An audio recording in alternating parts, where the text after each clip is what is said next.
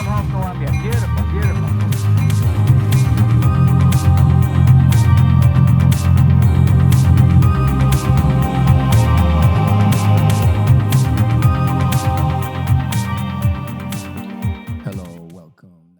It sounds good. Test.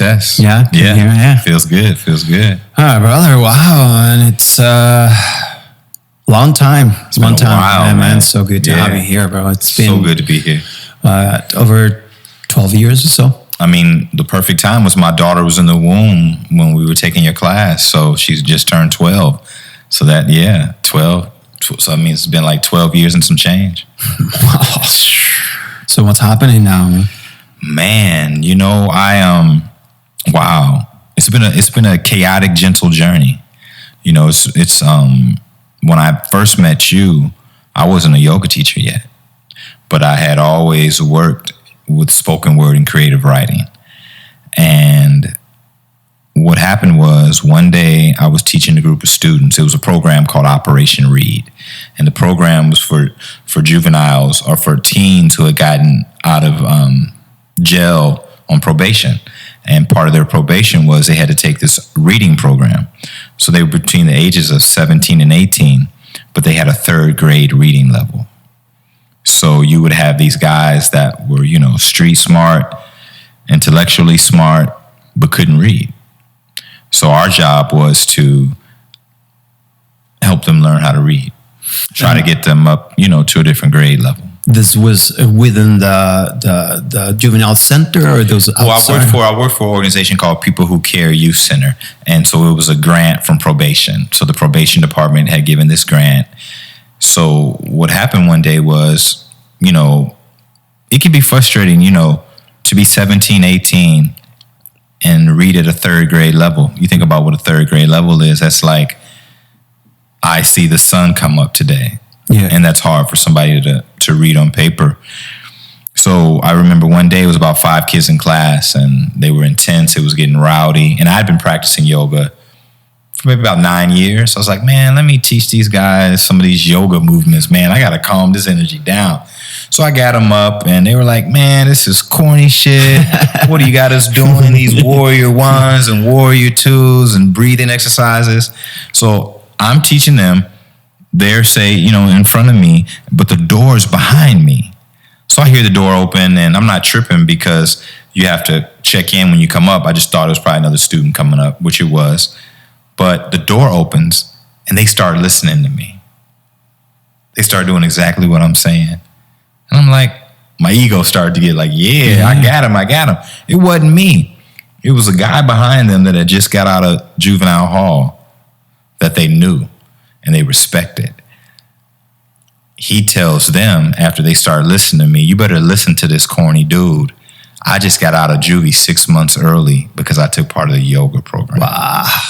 So I had my, what? You got out of incarceration. Yoga was a catalyst for you to be able to get out of incarceration.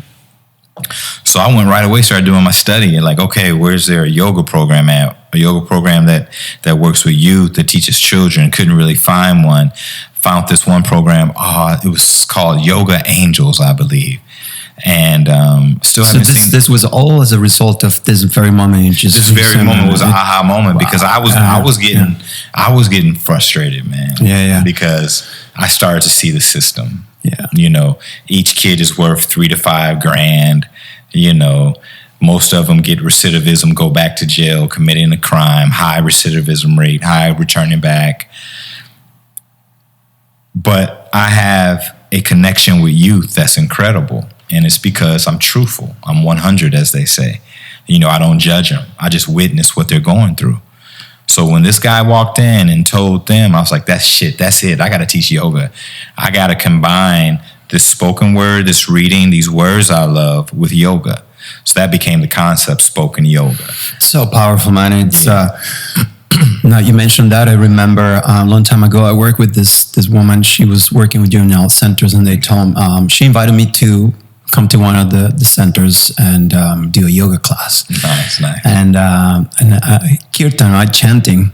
So there I was in the center. I think it's like all the way at the end of the 5 is like an hour from here. So yeah. And I get into the juvenile center, and I remember I walk into this room. It was like a huge room where all the cells were around. It was like a center plaza kind of thing.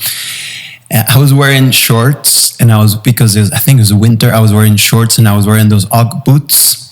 And all those kids are, hey, motherfuckers, you faggot. Everybody was screaming at me like wild animals. And they only let them come like, I think groups of 10 or so because it was dangerous when to come out. Right. And then they sat down with me and I start singing this mantra like Sitaram, Sitaram. At the beginning, at the beginning, all these kids are like, what the fuck? But at the end of it, still and quiet. Yeah. And some of them came and they were so grateful and such a powerful moment as well. Yeah. And it reminded me of that event. Well, that's, and you carry that though. You know what I'm saying? You carry that vibration, you carry that energy. And that's what our babies need, because now you can't pull the wool over their eye. You can't lie to them now. Back in the day, my teacher could tell me, oh no, the first time black people were in America was slavery. And you had to sit there and be like, okay. Then you find out, now you tell that to a kid. He's like, no, the Moors came here and so-and-so, so-and-so. Right, Christopher Columbus even went back and told the queen all these Moor temples that he saw. Wait a minute, you tell me like you grew up with this belief that you came here as a slave? When I was real young, I can remember that. I got blessed because I grew up in Chicago. Okay. So Chicago is a wild spiritual vortex because you have some of the top rabbis in the world that live in Chicago. You have Muslims, the FOI, Farrakhan, that lives in Chicago. Barack Obama lived around the corner from everybody. Some of the biggest Christian situations going on. So you have all these faiths here. So there's something called the 5% nation. Now, the concept of the 5% nation is that 85% of the people are sheep. 10% of the people control those 85. The 5% that is left are the poor righteous teachers. Those are the ones trying to get the 85% to understand. Don't fall for the okie doke. Mm-hmm. Don't fall for the tricks. Don't be, So I can remember, when I hear the word bitch and hoe used around, you're my bitch or you're my N-word or you're this. Ours was, to the girls, we would say, what up, whiz? Or what up, earth? Because they're the soil of the earth. And their response back would be, what up, God? So it was that was my thing growing up in Chicago. So I learned, I got to high school, college, and I knew the truth. I knew that I was more than this American experience. So growing up in Chicago, did you grow up in, let's say, in a comfortable environment? You grew up in... So the thing about being black in America is that even if you grow up super, super blessed, you're a small percentage of your family.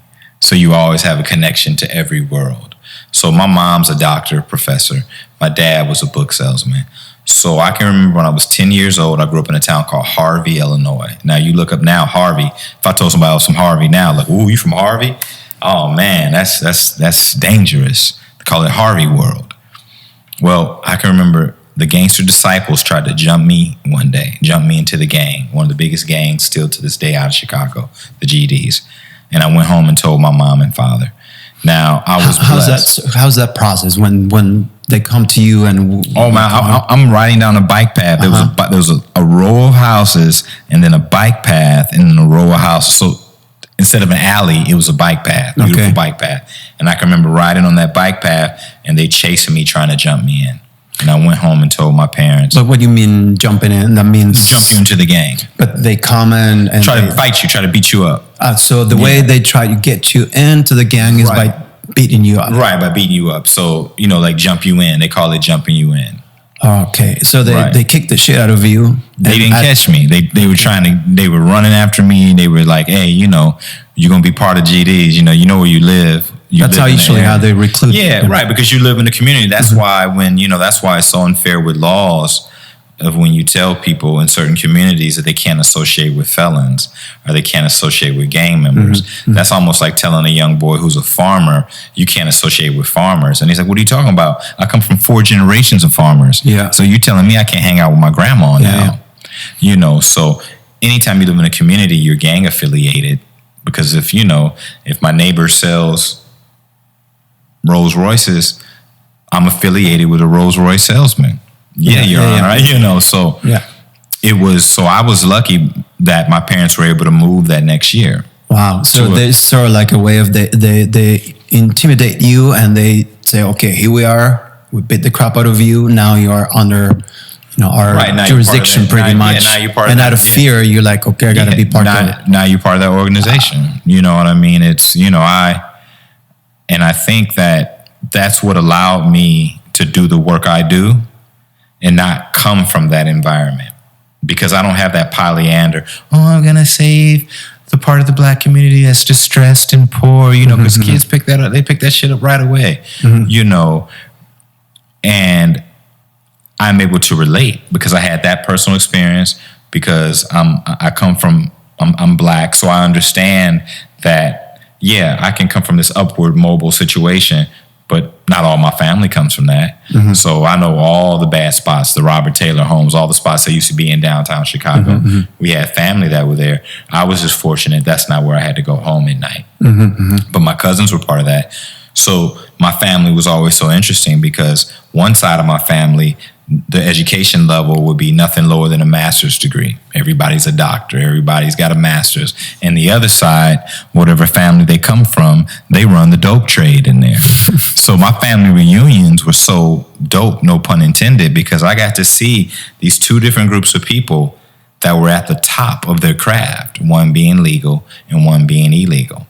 And I saw bad things on both sides and good things on both sides. I saw the freedoms on both sides, and I saw where people were restrained on both sides. So, and when you talk about now with your understanding beyond sort of like the logic, the cerebral kind of understanding, when you say I am Black, what does that mean to you?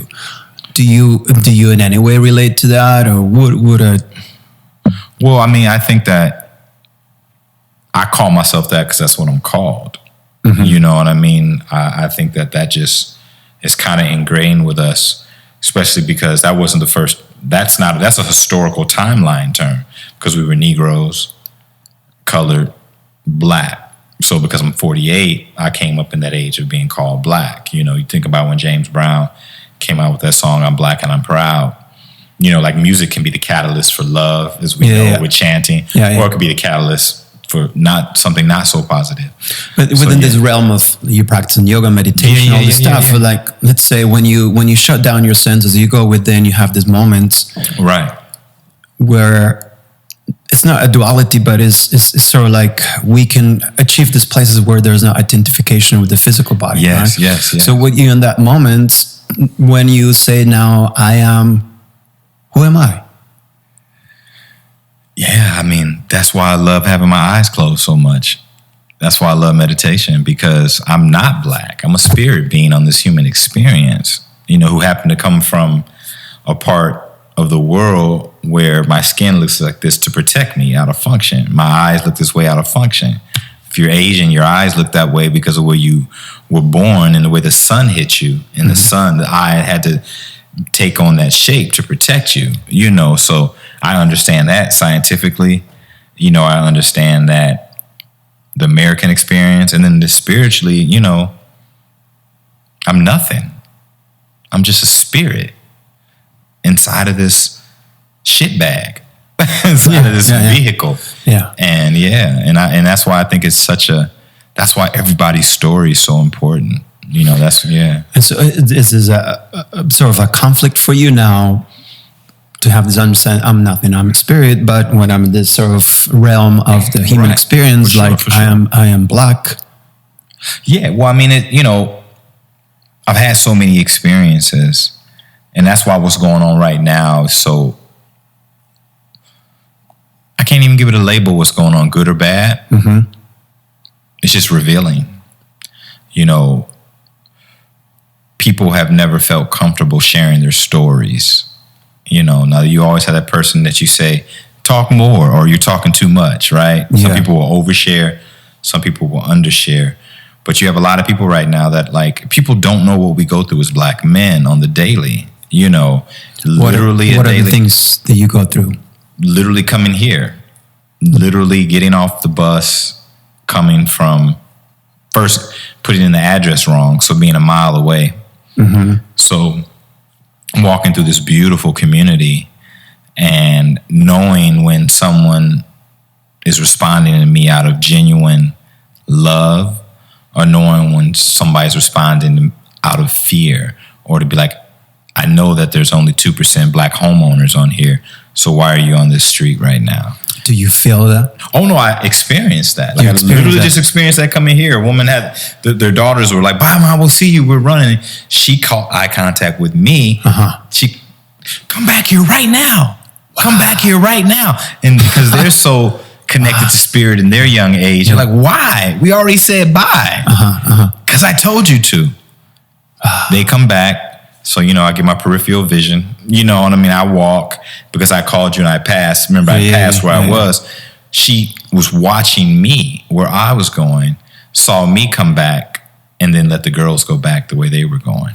So for you have developed this awareness that there is this whole world around you that is judging you. That is judging me. And that, like I always said, I had a poem and I couldn't find it because we put it out before social media. But it was called, "If Malcolm X was here today, he'd be a yogi." I can remember taking a class, and I don't even, it was at a yoga studio in Hollywood. I'm walking into class. I look up, Angela Davis is walking out, which is a trip because I know her niece. I mean, amazing family. And that validated a woman who was on the front lines on the FBI top 10 most wanted list. It's all about wellness right now because that shit'll drive you fucking crazy. Because I could have done 3 things. I could have did what I did, validated the moment, let it go, because I'm at such a great place where they don't define me. Because if someone calls you a criminal or thinks you're gonna do, you start to say, well, maybe I am that. Or maybe I should take that on. Since you think I'm that, I'll be that. Since you think I'm gonna take your purse, let me borrow $200. You know what I'm saying? So, I was able to breathe it in and have compassion. I mean, man, Andres, I'm at such a place where compassion that's an art form. That's what I want to be known for when I leave this experience. It's like, that man was a compassion artist. Yeah. So I'm able to, so I know what my students go through. I know why some people, live. This is only 8 miles from Leimert Park. This is only 8 miles. 8 miles is nothing. I can show you a group of children that have never been to Santa Monica, that have never been to Venice Beach. There's parts of Santa Monica where one of the first Black surfers used to surf. You got Inkwell. They did a movie about it. Yeah. We used to own tons of property down here, and because of redlining and things like that, it got taken away. And not only did it get taken away, but the history got taken away, so people don't know. So when they look at me like, "Oh, you're a white boy," you know what I mean? What do you mean I'm a white boy? If anything, call me, Samoan boy. You know what I mean? If you're gonna stereotype surfing, boogie board, but we think that anything that sometimes has to do with wellness is not for us. So that's been my mission, is to reintroduce wellness to our community. I'm not teaching anything. I'm reintroducing. And people trip out. They already know this stuff. They just don't know it's in them. Yeah. And throughout this last couple of weeks with everything that's going on, the climate in this country and everything, have you felt like, energetically, have you felt some sense of shift? Like even just the interaction with white people. So do you feel like a little bit more support of what was has been experience for you? I feel humans. I feel humans. And what I mean by that is, we are the most imperfect beings. And, there's self-preservation. There's preservation of your children. There's preservation of your community. And then there's world preservation. So I understand right now you have a group of humans that are doing self-preservation. And I'm not mad at them. Because I'm an involuntary chameleon and I can just go inside, I get to hear beautiful conversations. When So you I refer to a group of you mean the police or? No, I mean everybody that's non-black right now that's part of the movement. Visually, it looks beautiful.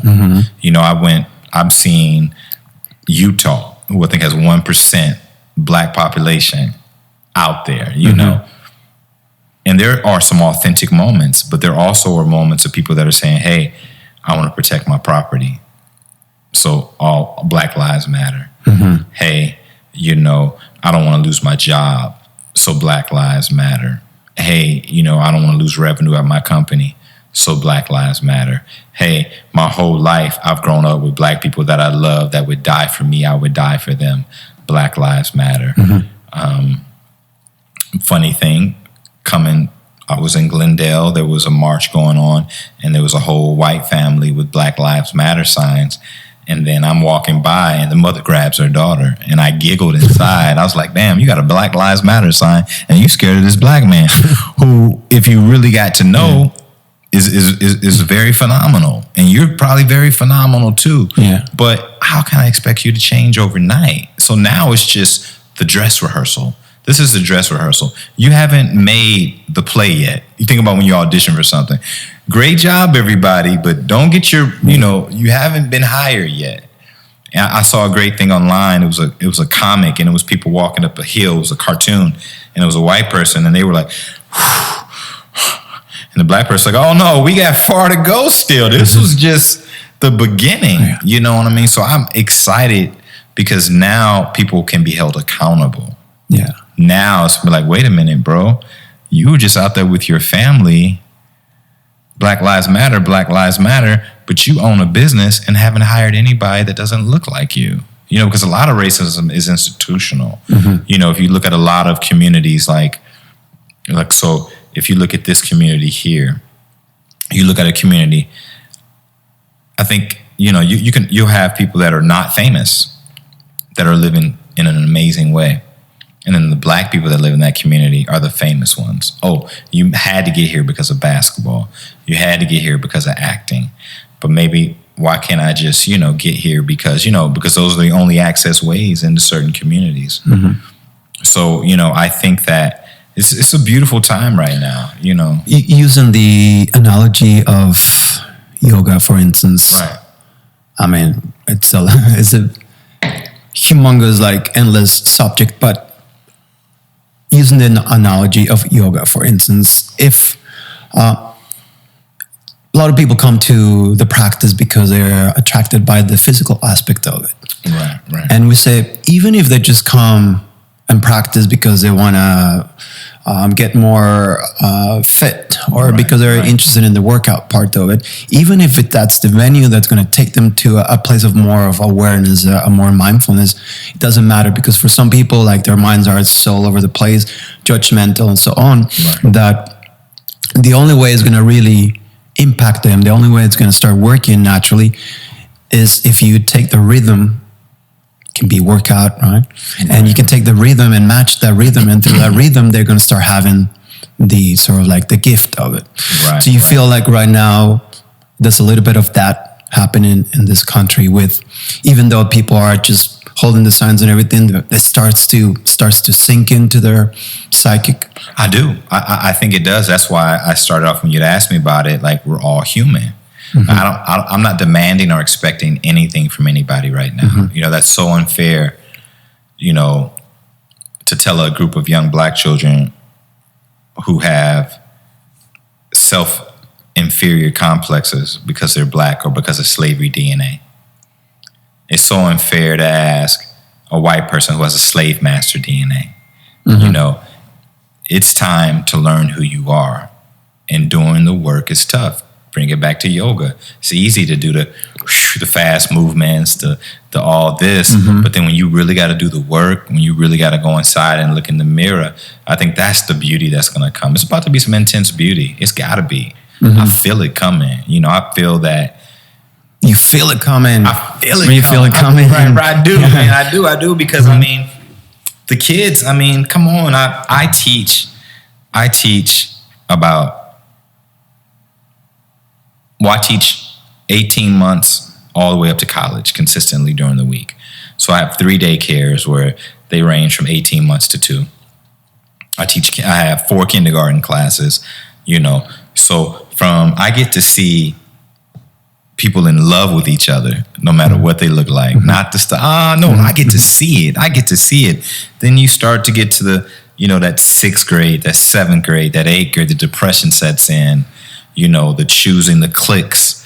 All the programming, the wiring. All the programming. So I get to, so it's almost like a brain fuck for me. I'm like, oh shit. That's why I love teaching at the root. That's why I think what I do is so powerful, because I'm a farmer. I'm a poor, righteous farmer. I'm planting seeds right now. Like I won't even get to see a lot of the things that are going to happen, from a lot of these babies when they become 30, 40, 50 years old. But I know I'm planting seeds. I know that when I can see a kindergarten come in, Mr. Melvin, where's your Mr. Melvin? Can I lay down? We're facing dog today, Mr. Melvin. Come on, man. I didn't have that. Yeah, I love when you said that I'm a farmer. We'll get back to it in a second, but before, because I don't want to lose it. You say we all are humans. Yeah. So let me ask you, if that's your understanding, what's your feeling about a topic like the police? Okay. Well, the reason why I'm asking you this is because there's a lot of heat right now with the police and everything. Right. And I also think they're humans. For sure. And some of them really got into this whole thing because they really want to serve. They really want to protect. They really are. And I read this thing about this guy, police from New York, and he tells a story of like how many times he's been shot, how many times this, how many times that. And, he's a householder, has 2 kids and everything. And this is a very honest sort of human being. Right. But then we have what they call the bad apples, which was, I think it was Chris Rock says, when he says, there's all kind of jobs where, there can be bad apples, but if you're a police, you can't be a bad apple. It's like if you're a pilot, airplane pilot, you can't be a bad apple. Right, you can't be a bad apple. Yeah. So for me, first I'll go on experience. My first experience with police was when I was, I think 11 years old, and they mistook me for somebody else. And I can remember they had a green van. So to this day, I hate green cars and I hate green vans. So that was my. I'm glad I'm wearing my green. Oh no, you good? This is in that green family. No, the color green I love. Some beautiful things I love that are green. Don't get me wrong. But so up to last year, I did a documentary film with LAPD and SWAT team. And what it was, I teach at one of the beautiful places I teach. Wait, let's go back to, you were 11 and the green van, and what happened? Nothing. They just, But it was peaceful, it was not? No, it wasn't peaceful, it was intense. I had to prove who I was. And then handcuffed, ground? Not ground, just handcuffed, patting me down, and then they let me go. But that's a traumatic moment. For 11-year-old boy. Yeah, or 48-year-old man. You know what I mean? 46-year-old. For anybody, it's shit. Those guys can be intensive. Intense. And what's scarier now than when you're young, because when you're young, you look up to adults and you think they know everything. So that's scary because you're like, maybe I did something wrong. What's scary now is like, oh shit, I'm double this little kid's age. Now he's a 23-year-old police officer, but he don't know nothing. He talking to me in hip hop jargon. He talking to me like he doesn't even never seen educated. You know what I mean? So that's scarier. It's fear comes in when you realize animal, right? An animal, because you realize I don't have a higher level of thinking. Yeah. But as a kid, you think they have a higher level of thinking because they're an adult. So now I have more compassion, because I think I saw a great study that showed most countries, you have to have a high level of education, like 2 to 3 years. So I think Norway is like 2 years of education. Sweden, I believe, is like 3 years education. So, and then they show the level of education, and then they show the level of killings that go on. You mean to become a police? Right. America, you need a high school degree, and 21 weeks of training. I can think about what I was like at 18. Yeah. And then 21 weeks is barely 5 months. Well, with that same stick, man, and like third world countries, South America, you don't even need a high school education, you know? Yeah, and usually the story goes with it, right? Yeah. So how can you ask somebody, you know, to critically think if they don't have the ability to? But they're supposed to protect you. So you're supposed to protect me, and you don't have the ability to critically think. You're supposed to protect me, but when you see me, you see the stereotype. Because you've never had the experience, you know, so it's like, wow, you know, so going back to the question about police, I mean, that documentary I did, basically the concept was we took 6 kids, about 6 to 10 kids and 6 to 10 officers. And the officers were in their regular clothes. We brought them in, I taught them yoga, we had pizza, we had fun, and they thought it was just a community interaction. They were just talking to members of the community about how could they better the community. So they did that for 2 hours. Then the police went to change. Then they walked back into the room. And the kids were like, oh, shit. You a fucking cop. You Jake, you 12, you a pig. You know what I'm saying? But they had just had this amazing 2-hour experience with them. There's a documentary. Yeah. And it was Where can we watch it? Was for, you know what? I got to try to find a copy. It was for the 2019 cadets. It was a specific documentary. Okay. It was like for the internal, graduate. Yeah, it was an internal documentary so that the graduating cadets, it would help them, you know. So once again, that's my thing. How can I be a helping agent? You know, how can I be part of, you know, bringing us, unifying, bringing us together? You know, right now, if someone busts in this house, you know, I didn't bring a strap. I don't know if you got a gun. You know, we're going to call the police. You know, now the thing about rural communities, the blessings is they don't, right? Right. They take care of it themselves. Yeah. But 98% of the people are going to, how can you hate somebody you call instinctively? You know, how can you hate the fire department? But if this house catches on fire, we're calling the fire department. You know, so that's why I don't talk a lot about this topic, because going back to race, going back to being a black man, we're all put in this same cup. We're all supposed to be anti-police. We're all supposed to have issues.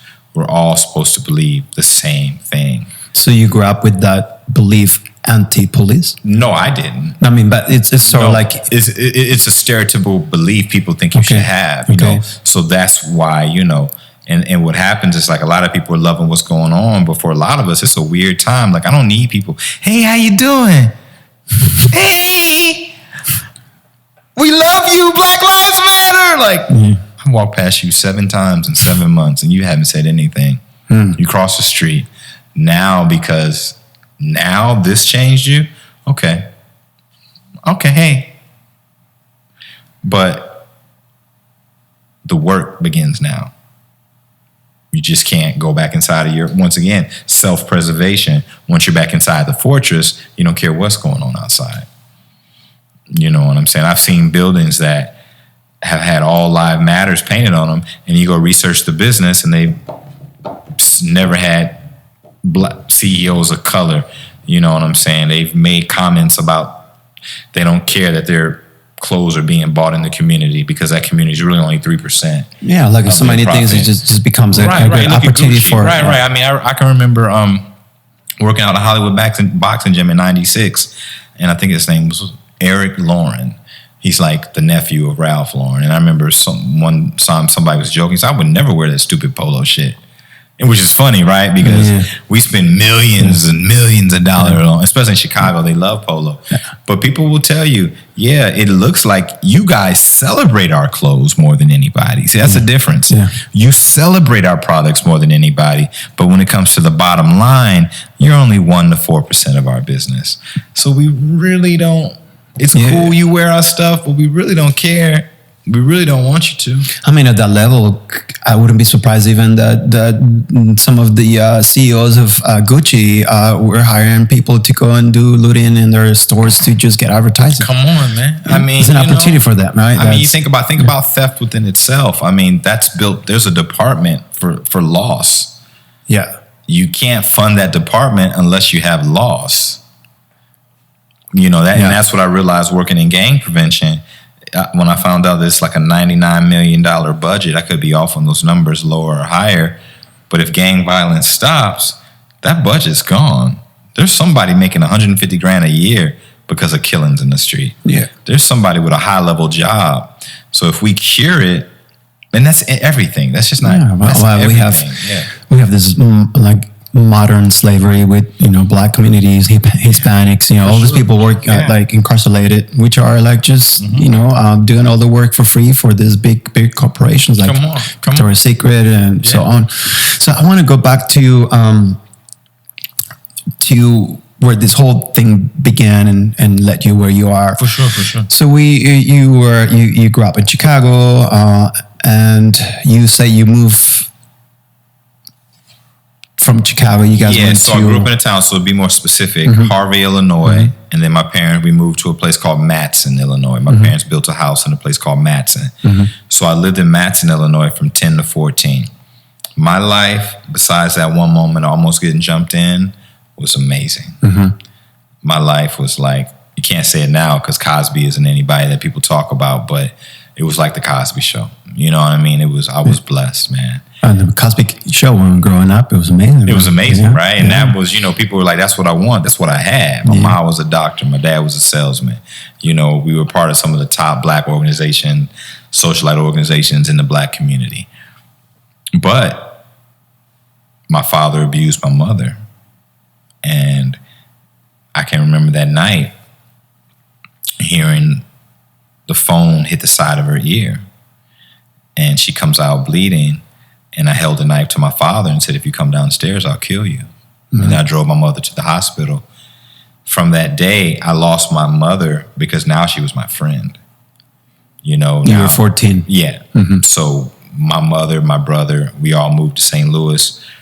And that was 1986. So after that event, your mom left? My mom left. Well, what was crazy was she did not just leave. Every weekend, she would go to St. Louis to interview for principal jobs. So I'd had to stay at home with the man that abused my mom. And not only that, hide the secret of where she was. Once again, if I had the mother-son relationship still, I wouldn't even known why she was in St. Louis. I would just think Ma was on a trip. But because it was best friends, it was like, listen, we're moving to St. Louis. I'm going to go try to find jobs. Don't tell your dad. You don't tell that to a child. Yeah. So now the guy that's making me dinner every night, hey, how you doing? Yeah. So I can completely relate because my parents divorced when I was 5 years old. And there was my mom's sister, my dad always blamed her for the divorce.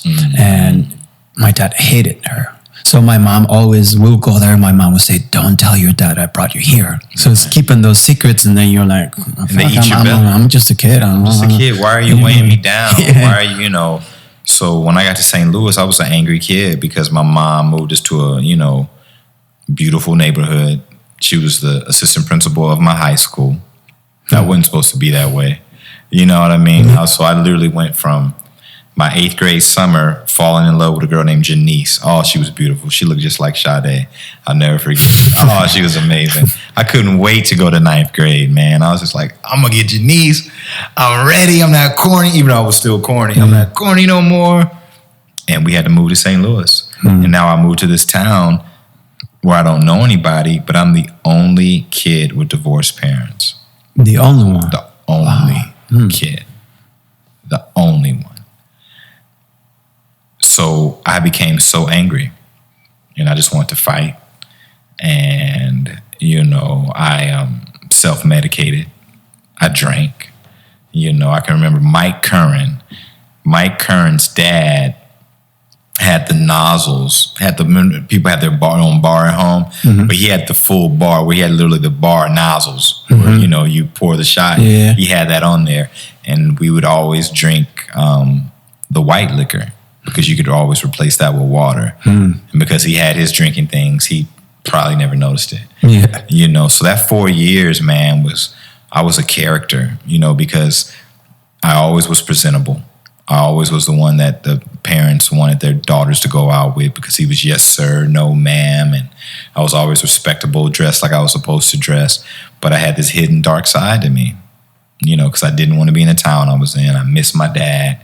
I hated my stepdads, brothers and sisters. And yeah. So I just think that my life prepared me for the work I do. And after those 4 years, you moved somewhere else? else? Those 4 years, 18, I never looked back. I went to Illinois State University for college. So I went back to Illinois. And that's in a place called Normal, Illinois, far from normal. So I went there for undergraduate, and I didn't know what I wanted to do. So I stayed for graduate school. And I used to read poetry and perform poetry. And my cousin's a comedian. His name is Cedric the Entertainer. So he was doing comedy. His career was really growing. I was getting tired of graduate school. And he was like, listen, man, I'm moving out to LA. Just got this new show called The Steve Harvey Show. Just come out. I was like, well, okay. He's my big cousin. If he would have moved to Oregon, I'd have moved to Oregon. But it happened to be LA. So I was like, okay. And my mom, everybody was so pissed because I dropped out of grad school with one class and my thesis left. And my mom's dream was, you're going to finish that. You're going to go have your PhD by 25, 26. When we go out to eat dinner, people will say, Dr. Boyce and Dr. Boyce. That was her thing. She wanted me to follow that path. But I came out to LA with my cousin, and he's from the other side of the family, my dad's side, my first cousin, Cedric. So I came out here in 1996. And that journey was incredible. It's like I literally went from Normal, Illinois to being hardcore Hollywood because my cousin was on one of the biggest TV shows in the game. He was on the Kings of Comedy tour, so he was like, we were, yeah. And you moved with him here in Hollywood? Yeah, we moved. We lived off of Hawthorne and Hollywood and Hawthorne. We had 2 townhouses. The first townhouse, his sister, husband, and manager and road manager lived. And then me, Cedric, and his manager, Swan, we lived in apartment 3.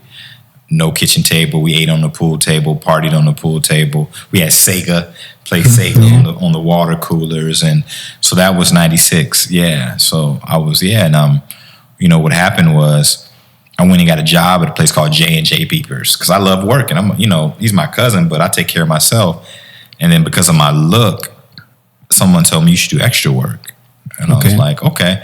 And then I get to do extra work. My locks were long then. That was when Lenny Kravitz was big. So, everybody was rocking the Lenny Kravitz locks. Yeah. And the guy was like, listen, man, I'm with an agency called Dragon Talent. We make money modeling. We make money doing commercials. I'm like, how much y'all make? I was like, what? And I got with an agency and started doing my own thing. And that's when I started to realize that my cousin and I were coming to a standstill. Mm-hmm. I love him to this day. But I think that, you have this beautiful table right here. And it feels good to be able to feed everybody at this table, to know that you provided food. But it feels safer to know you taught everybody how to cook. Mm-hmm. Because what if you get taken out?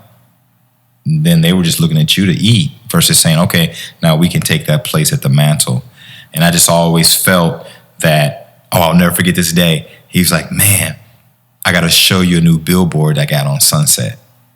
And he got a billboard on Sunset right on the Laugh Factory when they used to paint pictures, right? And it was so incredible. Because I was just about to tell him, dude, I got a billboard on Melrose.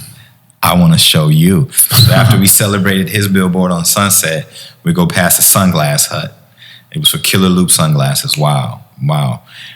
I showed him my billboard after his, and the excitement wasn't the same.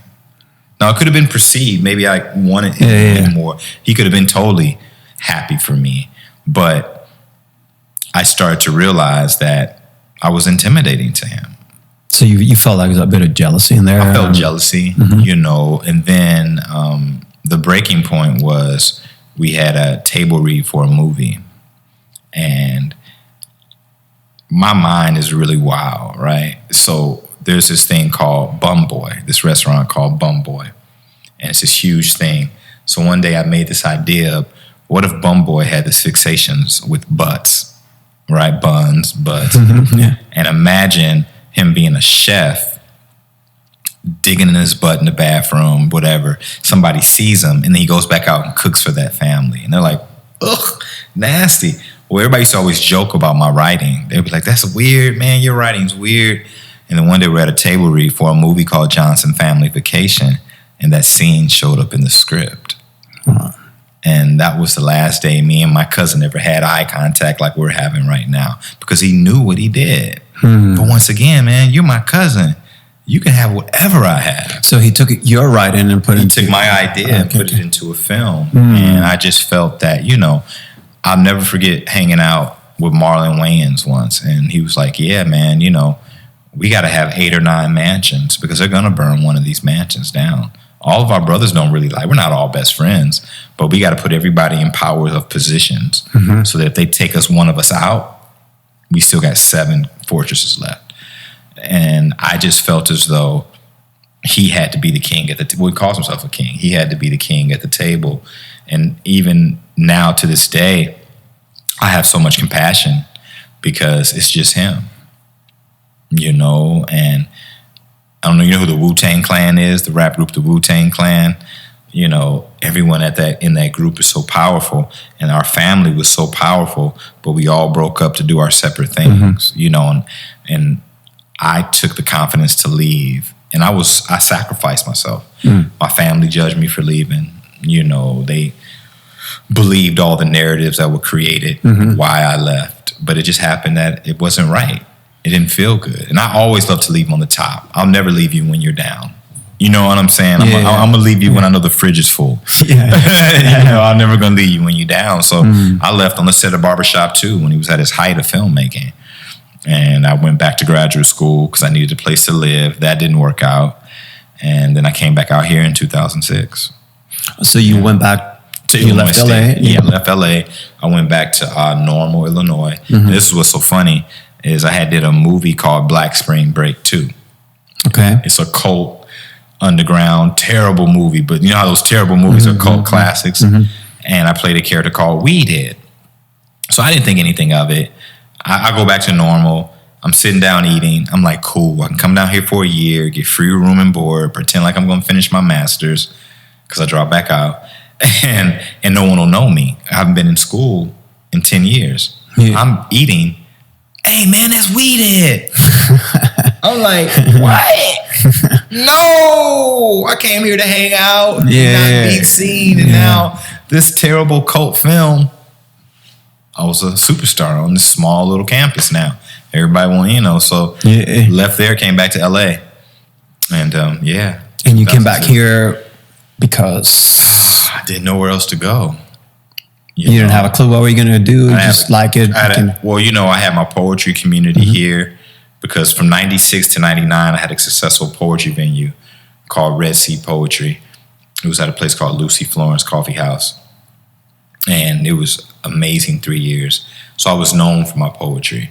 And then with my cousin, I had the opportunity to travel around the country for like a summer and spread my poetry around. That was a beautiful opportunity. So I was like, okay, I'll come back to LA and get back in teaching. And then that's when I started working with the Operation Read program. And that's when I found the yoga. So I've been teaching yoga now for since 2008, 12 years. So I came back in 2006 and then found, I'd always still been practicing yoga, but I started teaching in 2008. Yeah. And when you start teaching, do you, before that, you prepare yourself in certain ways, or it was just out of your own practice? Oh, man. Okay. Whew. The Dharma Health Institute. It was first called Shakti. My teacher his name is Master Z, Nzazi Malonga from the Congo. I trained for a year. Every 3 days. It was like a master's program. It was for a year. And he broke me down. I never had a man break me down. My father, we didn't have that connection at age, and he broke me down. He made me look at myself in the mirror. Physically, I got my body to a level I'd never gotten it to. Got that weakness out the muscles, out the tendons, out the tension. And I always remember one day I came to him crying, and I walked into his office, and he was like, close the door. And I was like, okay, I close the door, and I go in. He's like, no, go on the other side and close the door. Like, leave. Yeah. I'm like, huh? He's like, well, what time did you wake up? I was like, 7, 8 o'clock. What did you eat? Blah, blah, blah. How's your practice? Whatever. What can I do for you if you're not taking care of yourself? So I gave him the finger, went away for a year, came back. You were right, Master Z. I had to take care of myself. So he's part of the reason why I still study my manual from him. He's the reason why I still practice Tai Chi and Qigong, and I have patience. He's the reason why I understand that when you put yourself first, you sacrifice a lot. I even look at him in later life. He's inspiring to me. He's 65, and he's got a new set of kids now, like 2 and 4 years old. And I'm like, wow, it is never too late. You maybe can find that one person that gets you. So yeah, he. What are some of the greatest teachings you got from him? Man, those who you live by, like, wow. Just the work. It's all about the work. It's all about the practice. It was almost being gangster in a spiritual way. Because on the streets, you got to put in work. You got to move work. Well, in this yoga practice, you got to put in the work. You can't bullshit the work. He wasn't about talk. If he hadn't seen you in a year, he would ask you to sit in Wu Chi. And Wu Chi is like a meditative stance. You're sitting like this, and he could tell by the way your legs were shaking. He could tell by the way you were breathing if you had put in the work. He'd touch you in your belly to see what your core felt like. So it was like, he just taught me, like, fuck the bullshit. He's the realest, what I mean? I love Master Z. He's just, and he's almost like Mr. Miyagi from the Karate Kid, where like you might not see him but once every 5 years, but you're always thinking about him. To graduate, we had to climb a rock mountain at the top of Joshua Tree. So I was the last one. I never made it to the top. I got that video. I'll find that video one day. And I peed on myself. I can remember I just hung at the top of the mountain. I'm just scared as hell. It's either go up or come down. I still haven't touched that mountaintop. But it was a beautiful experience because it's not about getting to the top. I love the story, man. Nowadays is a little complicated with so many things that people are so affected by. This political incorrect, this and that. Right. But I love those kind of stories. Those kind of trainings. There's a famous teacher that I heard the story, and his teacher training at the end and ceremony. What he will do is he will actually take dog shit, and put it in the altar. And that was his way of telling all the students, life can be very shitty. And you're going to have to deal with this. And if you have any sort of like preconceptions, anything that you're not okay with it, you're going to have a really, really hard time. So it's just different ways to teach, right? It is. There's so many times that, like, because what I'm going through now in my life as a father and that not being as comfortable as I want it to be, there's times I just want to go see Master Z. And I would go see him in my thoughts. And I would see myself again walking in that room and him saying, either close the door with you on the outside or realize you don't need me. To practice, you need me. But you asking me things that you can solve yourself. And I think, so that... which in the end, all of this methods, whatever method you use, they're supposed to be self-destructive in a way that they become a trap, right? If you get locked in the method, because the method, what is it doing really is telling you, okay, do you want to get to the Pacific Ocean? This is how you're going to get. But once you get into the ocean, just jump in there and start swimming. But most people get locked in that method, that system, and it becomes just another hindrance, another jail, right? And now, I mean, me and you, started in, I don't know how long you have been teaching when I met you, but it's a whole nother world now, you got 3-week yoga programs. I got literally people telling me I'm a yoga teacher, and it's almost like go back to the police. You're a police officer literally with 5 weeks of training. You're a yoga teacher with literally 5 weeks of training, you know, and not to demean any of that, but there's something about, man, how I was trained that was incredible. You know, I'm thinking about writing a book. It's called Why Did I Quit Teaching Yoga? right. In a way, it's sort of a sin because it's a fine line. What you said, Yeah. there's a lineage, there's a whole world preparation and respect to the ritual and so on. Yeah. But now, like everything else, just pay a couple of grand and 3 weeks. You're good, man. You get your certification, right? Yeah.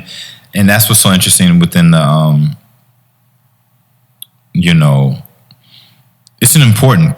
It's almost like the pilot, the Chris Rock thing he said, that you can't have bad apples in yoga. Yeah. You're dealing with people's emotions, you know, and you're dealing with people's psyche.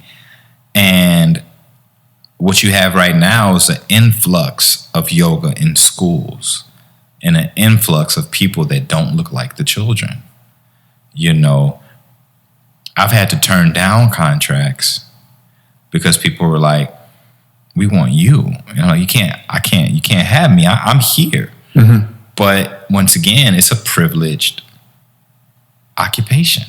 Yeah. It's a privileged occupation. I mean, it's, you know, It is. you close your eyes and say yoga instructor, and you visualize what you see on the cover of Yoga Journal. You visualize what you see. And so you've got people going into these communities that don't look like the people that are trying to tell them, okay, now what we're going to do is, you know, we're going to, you know, and what if they have the and I have kids tell me, like, man, we had a lady in here and she was scared of us the whole time, teaching us yoga, but we could tell she was scared. So we were fucking with her the whole time, like, as you should have been. Yeah. How dare she walk in and try to teach you love, compassion, create a safe space when she didn't feel safe? Yeah, it's a tough one. It's a tough one. We have in our teacher training manual, there's a chapter is called the seat of the teacher, which is all about that. So you do this program for a year, Master C, and so on. So what happens after that? Well, after that, business-wise, I said, okay, well, let me go back to where I'll have all my creative writing contracts. And this is already your daughter, Dakota, was already born, or it was? Dakota was a year. Wow, wait. Dakota was just born when I started, because I became a teacher, I want to say 2009, 2008, 2009. And Dakota was born 2008. Okay, so you taken this leap of faith, right, and you have a daughter to take care of. Right. Well, what it was her mother, was an incredible massage therapist. So I said, listen, I'm gonna get this yoga down. You get that massage down. We build these businesses, and we'll have the biggest wealth on the planet, which is time. Because all I ever wanted to be was a dad. I actually did a one-man show called Lotus Father, and in writing it, I remembered that when I was 9, I asked my dad for a stroller. And he was like, boys don't need strollers. Like, he got mad at me. And I couldn't understand it because I was like, I'm jealous of girls because they get to pretend to be mommies all day long. Why can't we pretend to be daddies? I don't want to pretend to be a mommy. I want to pretend to be a daddy, so I get that preparation. And that was my goal when my daughter was born. Like, man, we're going to create this lifestyle where we never have to be away from each other, or we can make so much per hour that we only have to work 3 hours a day. And so I got a job after I got my training. I got a job at a daycare, which was amazing. They had a river in the back. They had a farm. They had chickens. So I got my daughter in there. So from my daughter being in preschool, I was my daughter's yoga teacher from preschool to the first week of 5th grade. I was an educator at my daughter's institution for her first 7 years on this planet. You know, so I literally, and if I would have had this conversation a year ago, I'd be in tears right now because of where the present state that it's in. But I have so much compassion because I was planting seeds that whole time. Those memories can't be taken away. And her mother is an amazing, amazing spirit. We just met as victims. I met her when I just came back to LA, when I was lost. And that's why I believe that our daughter chose to come through us, because we were not prepared for her. even though I was 36 years old, we weren't ready for her. She was just finishing a divorce. I delivered my daughter on April 28th at Cedar, and me and her mother had just only lived together for 2 months. She had just moved out of the house that she was with her ex-husband. You know, it was that intense. We actually, my forearm right here, her name's Tina, and I've been in past relationships, and I always ask, why don't you get her arm? I had one girl, why don't you get her arm? Why are you got your ex's name on your arm? And I said, well, look at it close. You see Tina, then you see a W, a small W in between the N and the A, and then you see a T, an E, and an R. You see water, and then you see a question mark on both sides, because Dakota was our second baby. Our first baby we lost. She went to the doctor one day and there was no more heartbeat. That's what she came and told me.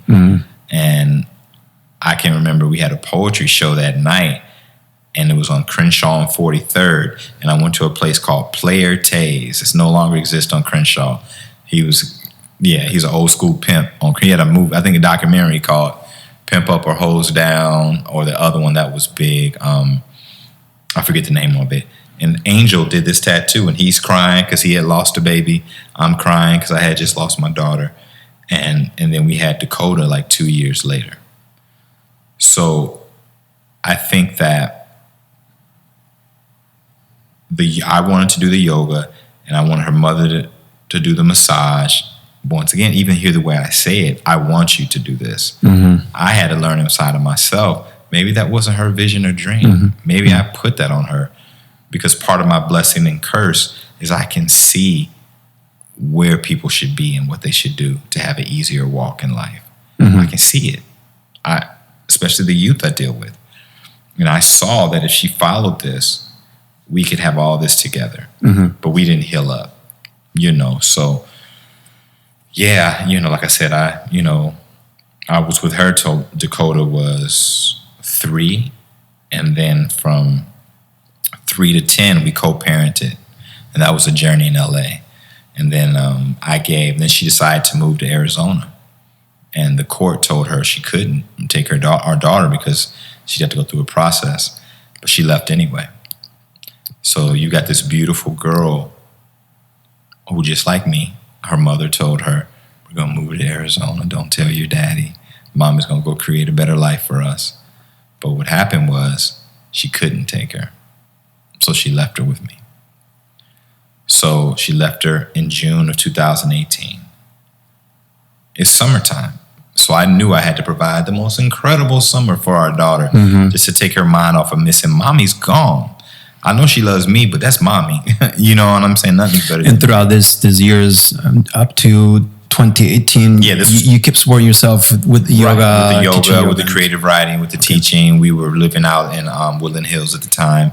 So you were doing sharing the technology of yoga, but you also have a sort of business mind. Right. Well, then I didn't have my own business. I was just a yoga teacher because I went back to all my creative writing contracts and said, hey, I got this new modality now that I teach. And they were like, oh, we've heard of the yoga. We don't really know if we want it yet. It may be kind of connected to the devil. And some places were like, yeah. So when I first started, I was hired at predominantly white places, even though I used to predominantly work with black youth, because they understood the progressiveness of the yoga. They saw it for that. But then over time, yoga got into the schools, and I was able to go back to my community and teach. So now I teach maybe 600 to 700 youth a week. Probably 98% are black and brown, So, and it's so important because it's not about the yoga, man. It's about them seeing, for a lot of my children that don't have fathers in the home, it's about them having a father figure that's not judging them. I'm at some schools where there's no daddy in the picture at all. And you can tell it right away by the interaction. You can tell the girls that have fathers, because if you got a dad at home, it's telling you you're beautiful, hugging you before school starts, you don't come looking for that at school.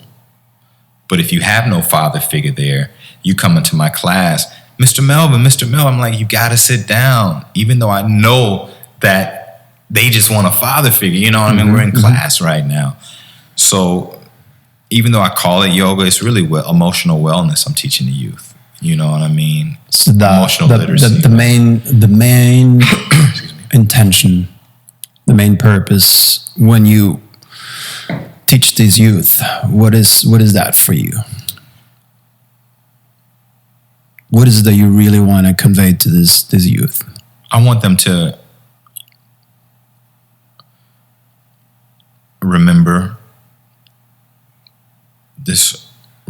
that we're source energy. You know, it's easier when they're 18 months old because I can use imaginary stories. You know, their bodies already move. Like, picture your daughter already in Cobra. No one taught her Cobra. No one told her to roll her shoulders back, chin away from chest. She's just in it. You know, so I'm able to give these things to them. And then as they age, most people are healing from childhood wounds. Most adults are healing from childhood wounds.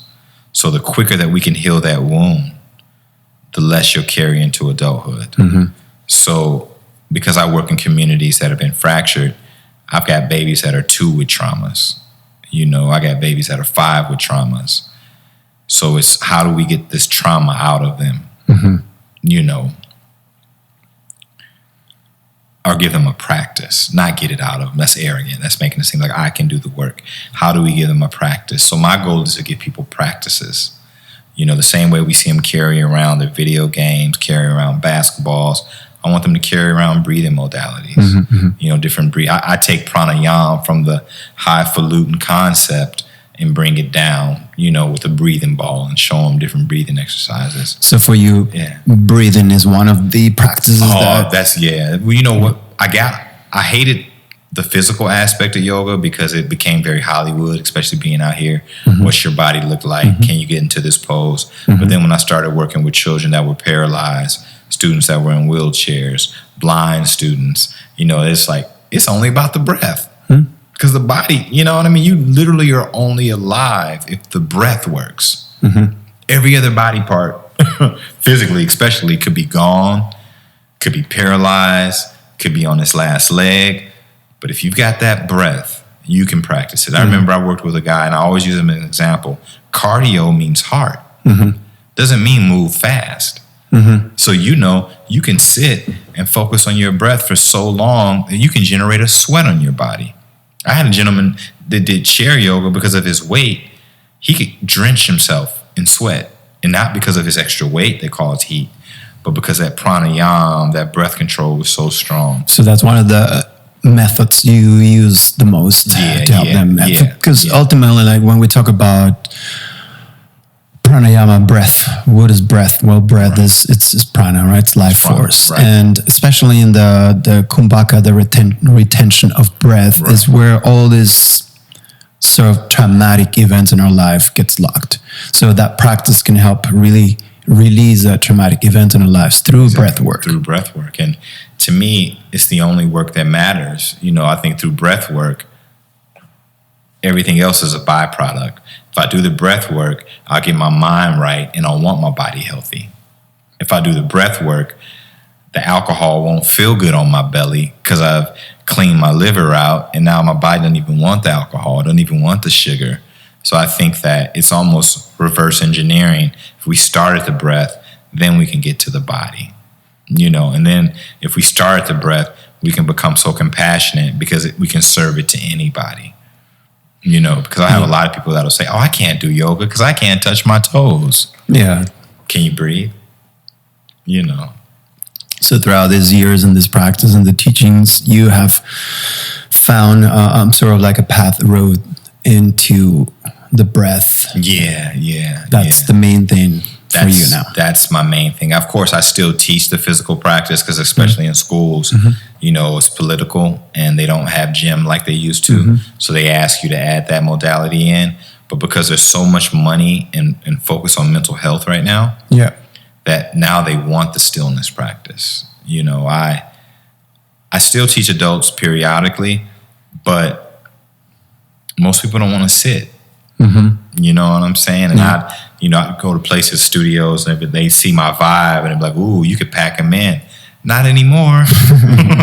Nope, can't pack them in anymore. You know, I may do one-offs or something like that, you know, business-wise, but I can't pack it. Nope, because they're not going to want to come sit and be still. And that's the beauty that comes with like your own practice and dedication, because you realize, I want to share the stuff that's really working out for me. Yeah. I can really feel the shift. I can really feel the change. And like you said, unfortunately, the whole physical part of it, and our society being so driven by vanity and look right,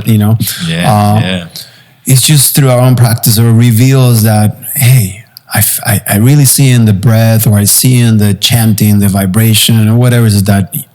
And we start to find that sort of niche, that sort of like road. Okay, this is something that, taking it back to, I want to come back to that 2018 summer, you were your daughter, Dakota. Yeah, go back there. So summer's great, incredible summer. Her grandparents actually lived in LA at the time, and we don't have the best relationship. So the first day of school, she got to school and mommy wasn't there. That was her first big hit, because she was able to escape in the summer. Oh, it's just summer. But it hit her. Like it hit me at 14. I don't have my daddy. And everybody else has their daddy. I don't have my daddy. I feel less than. And she didn't have her mommy. So at that time, we were at Baldwin Hills, and we lived in Encino. It was a long push, long haul, because mom used to live right around the corner from the school. So that was a real ruckus in the morning, getting ready, already not wanting to be there. Grandparents not liking the way I combed her hair, because the first day of school, just too much intervention. Once again, amazing spirits, man. They're dealing with their own life and childhood wounds, But I asked her one morning, I said, "You want daddy to move you to a school out in the valley so we just can?" No, I want to be with my friends. No. I said, "Do you want to move to Arizona with your mommy?" And she broke down crying. I was like, fuck.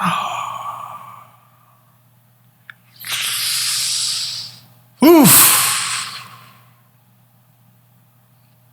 I got to let this girl go back to mommy. Because, I'm so in tune with Dakota that two things happened.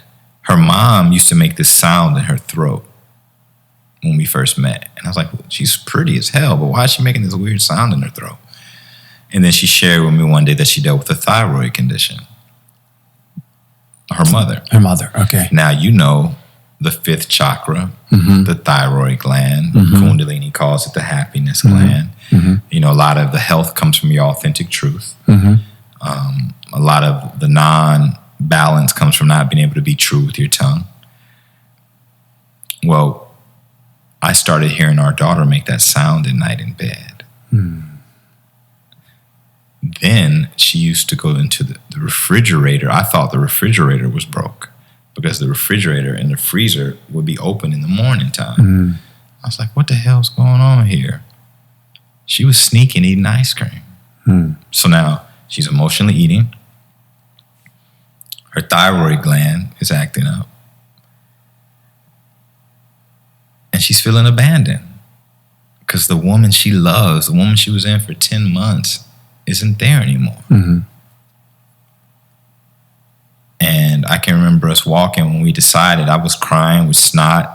That probably traumatized her seeing me cry like that. But I was just like, I got to give you what you love, but I don't want to let you go. I don't want to let you go, but I got to let you go, because if, your mental health is now showing up on your body with the emotional eating, with the making the noises in the thyroid gland, with that first 2 days of school just being terrible, not having mommy there anymore. And then having me there, you know what I mean? It wasn't free like my mom. It was really weird, because it's like, damn, I had my mom for 3 years in high school as my assistant principal. So most kids, their school is their getaway. I couldn't even get away from my mom. Dakota couldn't even get away from me because I'm there. So I let her go back. Her mom came back. I said, I'll grant you custody to let her move to Arizona, but you have to follow these things. My every other weekend, my summers. And the main thing was therapy, because I was in therapy at 14. So I understood the importance of therapy, that allowed me to know I was a writer. I wouldn't be able to write. I wouldn't have known I was a writer if the woman wouldn't have said, just write down how you feel. I didn't stop to this day. Well, the judge signed off, she signed off, I signed off. She left. The next day, she signed her up for school in Arizona, and the paperwork said mother's name, father's name. In custody, she put that she had full custody, and then for when it put my address, she put non-available. So she lied on the paperwork. A day after leaving court, she lied on the paperwork. I had to go to this new school, and it took them till October to verify that was my daughter before they could start giving me information about my daughter. So that was a bad sign, like, oh, wow, she never had planned on even listening to the judge. So August will be 2 years. And last summer, out of the 7 weeks I was supposed to have her, I had her for 10 days. And she should be here right now. She's supposed to be in my custody June 5th. And I went to Arizona. Well, before I went to Arizona, I called to do a welfare check because I couldn't locate her mother. And the officer, she calls me back and she says, Mr. Boyce, I talked to your daughter. She's good. But she's in Atlanta, Georgia right now. What? She's where? But this is a trip. This is a trip, man, because we try to pretend like people shock us with information. But I knew because she had, because of COVID-19, all the classes are on Zoom, right? So I have a great relationship with her teacher in Arizona. And she emailed me because she was like, listen, Dakota was on Zoom for the last class, and she hadn't really been on Zoom all summer, which makes me think she could be been in Atlanta for a while because COVID hit late March. Kids were home late March. Well, the teacher said that Dakota didn't have on her screen, her video screen, and her sound was on mute. So how are you showing up for 6th grade class and you're not showing your face to the teacher? All my students had to show their face. That's just like being in class hiding under the desk, right? And it was on audio. And then she said she texted her, but I can hear you. That hit me like she's hiding something. That's deception. So when the officer told me she was in Atlanta, I was like, wow. She blatantly told the officer, I know I'm breaking the custody order, but I thought it was safer during COVID to send her to Atlanta. Atlanta has 50,000 cases of COVID-19, where our daughter lives in Glendale, Arizona, has 1,200.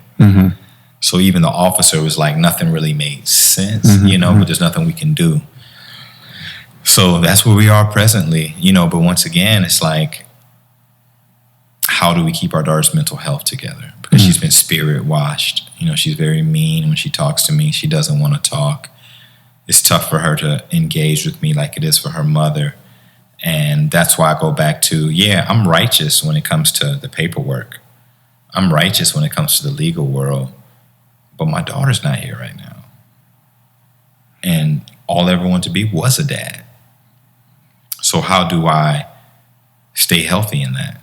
I know a guy right now, if I took you to a certain community, he's a crack addict on a bicycle, and you would look at him and be like, whoa. And I'd be like, no, bro. He was just like me, actually better.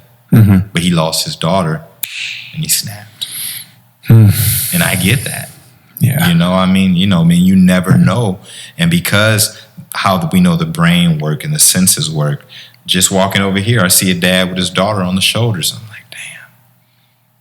My almost 6-foot daughter to this day wants me to carry her around, so I had to. Well, it takes two. Pranayama to cool my nerve. You know what I mean? And that's when I go back to the toolbox, because I could have easily text you back and said, hey, you know what, bro? I apologize. I don't think I could do this today, and found me a bar on Santa Monica and drank my blues away. Versus I said, okay, let me take a pause. And know that it's just an illusionary thing going through my nervous system right now. That's just my sympathetic nervous system, my fight or flight. Ooh, I want to be that dad right now. Ooh, I want to run to Atlanta now and get my daughter. But it's like, no. And going back to the gift of breath, that's the gift of breath. Gives you that opportunity to spend less time in that sort of blind reactive mode, right? And be more of okay, rather than I'm just gonna run to a bar and get shit faced. Let me just cool down with the breath, take a moment, really, right. So your daughter now is 12, and you're teaching all these kids are pretty much similar ages and stuff. Yeah. They say words don't teach anything. Right. So what are the most important teachings you try to convey to these kids and to your daughters? You think at this point in your life, what's the most important values you like to cultivate for these kids? Self-love. How can that be cultivated?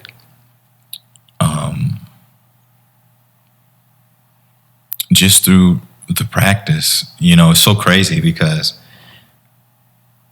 my master teacher, I used to think he was a bullshitter because he would only use a few words. It would always be like the practice, the work. Mm-hmm. No, I want something more intellectual. I want something more, and it's like, no, I mean, through the breath, you're able to go into the spirit. And then through the spirit, you're able to realize you're just on a human journey. Mm-hmm. So that when your hair doesn't look like the white girl's hair, you've done so much work, you become comfortable with how you look. When you don't have economically what other people seem to maybe have, you do the practice, you do the breath, everything's okay. I don't know, like I would have had a great intellectual answer for you a while ago, but it's just really, the practice. Like when I'm dealing with youth, I mean, when you said the practice, just besides the breath, besides the breath, what is the practice? It's just the breath. The breath. Yeah, the practice of breath. Yeah, the practice of breath. I literally, man, I'm at a point because I've had so many. I mean, I've dealt with people that are full paralysis. Mm-hmm. They can't give you anything but the breath. Yeah. So it's like, I go from that standpoint. I had a student for 3 years. He was a comedy writer, and he was fully blind since 16. And the 5 senses, I love meditation too. Mm-hmm. And I should say meditation and stillness, because from the head up is where all these 5 senses that causes suffering live. Yeah. So it's that constant check-in to be, just be present. Just be in the now. Like, okay, Eckhart, that looks cool on the cover of the book, but I need to practice on how to be now, how to be present. Mm-hmm. And I think it's, the breathing and the meditation and the body really last. Mm-hmm. You know what I mean? Because I deal in communities of high levels of type 2 diabetes. I live in the communities of hypertension, and I know that with the breathing and the meditation, that can tame all that.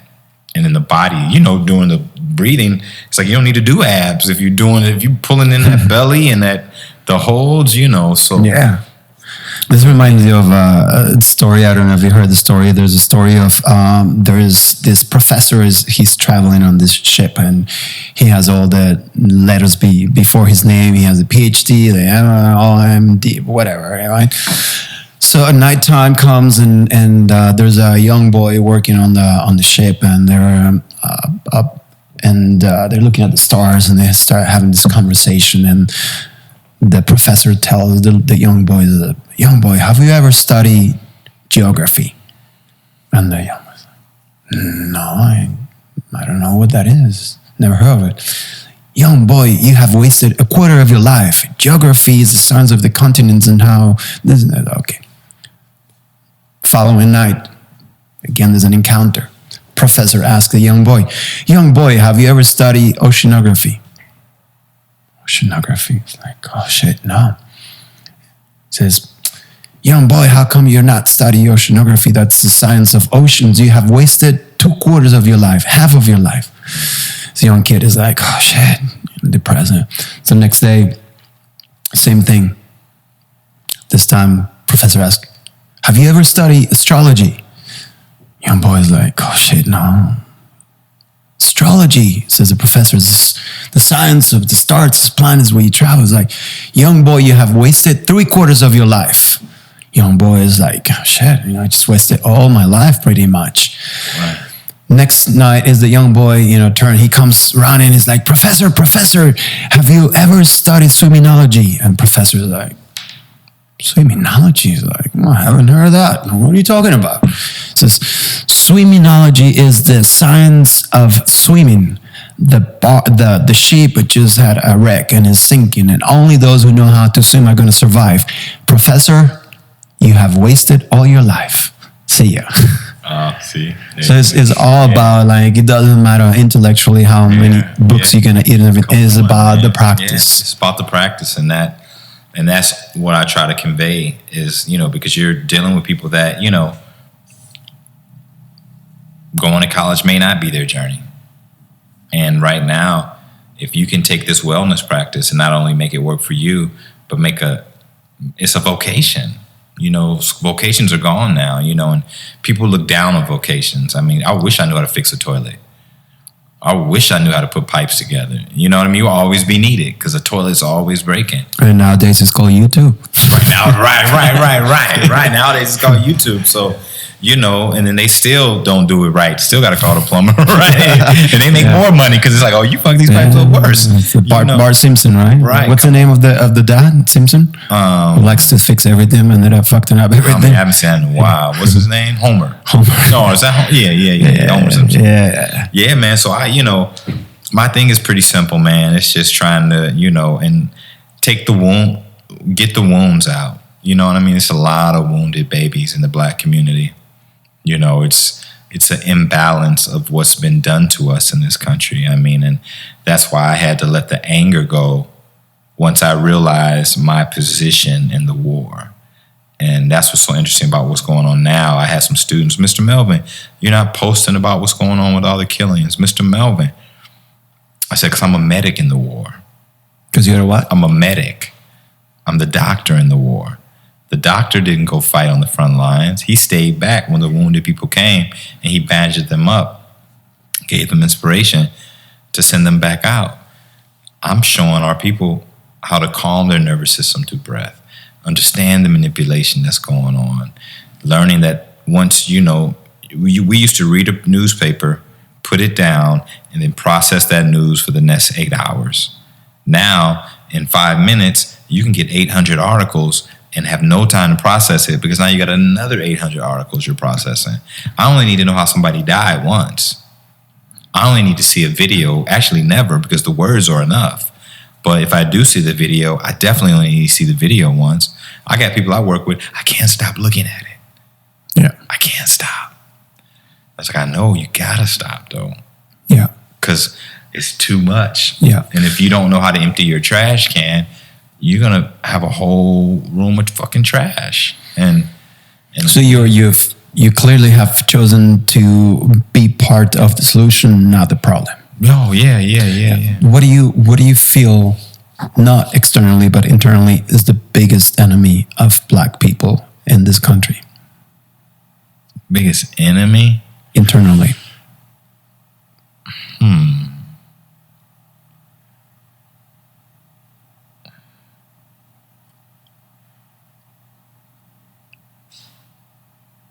History. I think history is the biggest enemy. Because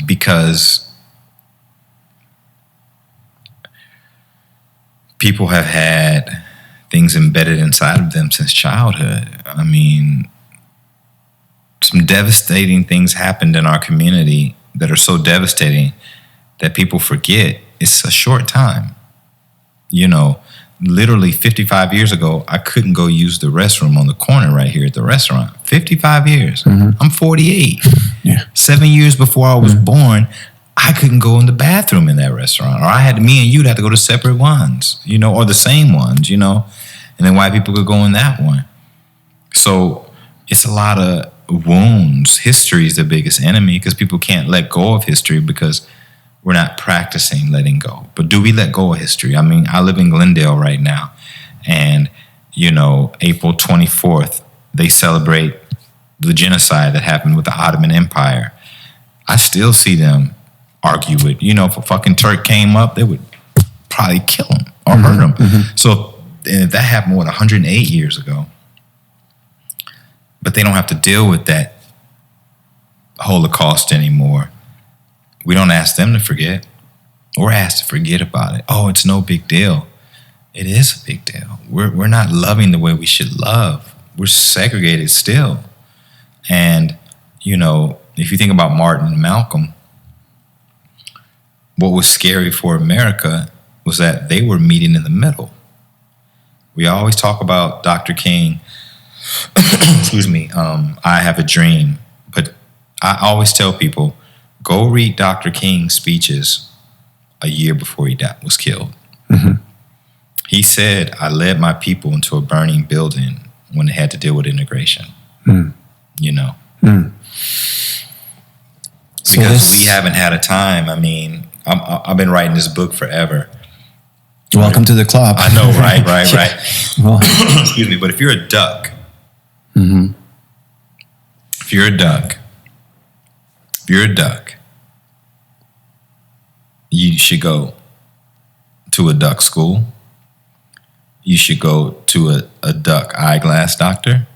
You should go to a duck restaurant until you feel so good about who you are as a duck that now you can go hang out with penguins. Mm.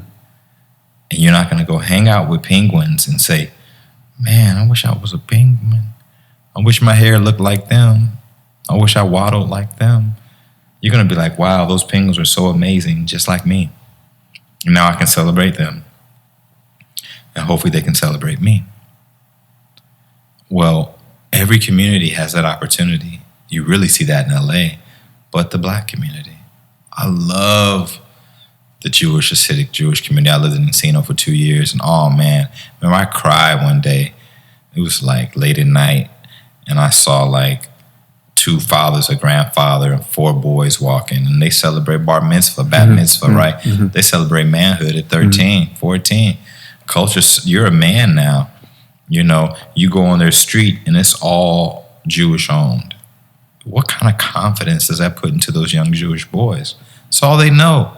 This whole block is owned by my community. So you don't have to tell them Jewish is beautiful, like Black is beautiful. Mm-hmm. You don't have to say, I'm Jewish, I'm proud. You don't have to make songs about it because you live it. Mm-hmm. You know, usually you say something to remind people of something. And why do I remind you of something? Because you've forgotten it.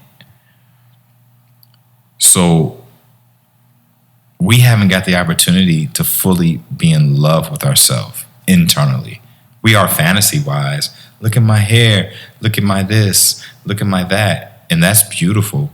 But internally, man, we haven't got a chance just to. And not only that, we're the only community where, and I lived it, so I know it, where you literally have a group of Black people drinking tea, and they'll be like, my daughter's the only Black kid at that school. Isn't that amazing? Hmm. The alligators celebrate their alligator child being in school with sharks, being the only shark there. But we celebrate that because that's our inferiority complex. We were so happy to be able to go eat at the restaurant on the corner that we let all the Black restaurants close. You know, we were so happy to be able to move to Santa Monica. So now we left the Black community. It's real simple. We got all these Black people in Hollywood with all this money. If they all moved back to the most lowest denominator community, it would flip overnight. You know why I know it's true? Because gentrification is going on right now in those communities. Yeah. And we get to see it as adults at this age. You know, you go, and I think even before gentrification, you know where USC is, right? Take a square, USC. You got 5 minutes from campus, one of the most intense Hoover Crip gangs. And then 2 blocks over, you'll see co-eds laying out, suntanning with their blanket. But then you go to your Wi-Fi. When I lived off of Adams and Budlong, you go to your Wi-Fi to steal Wi-Fi, right? Back in the day, you try to steal somebody's Wi-Fi. You see 3 FBI van Wi-Fis pop up. Because those people aren't going to send their kids $100,000 a year and not be protected in those bad communities. Mm-hmm. So if you can protect these 2 streets, why can't you protect the street over? So it's not so much it's not the physical environment, it's the mental environment. But once again, that's why you say, what's the biggest enemy? And it's just the history. You know what I mean? Things have been so embedded, you know, and until I see one of these white celebrities know that it's okay to talk about what they are, that's when I believe change is going on. When I see people start to make real change, start saying, you know what? So you have to sacrifice. You got to let shit go. I think it was Serena's husband, and I don't know him, but he stepped down on the board and was like, you all need to put a black person on this board. I don't need to be on this board. There's so many organizations that serve black people, and the whole board doesn't look like the people they serve. So you inherently, and like I said, I live in every community here. When you see your own, there's another passion and zest that's there. You could take it to something as superficial as Hollywood. How is a room full of white writers writing for a black show? And that's all you write? Because it's just the way the game's built up, you know. And it's not right or wrong. It's just, it's not human. It's not nature. So in your heart, what will be the best friend for this young black kids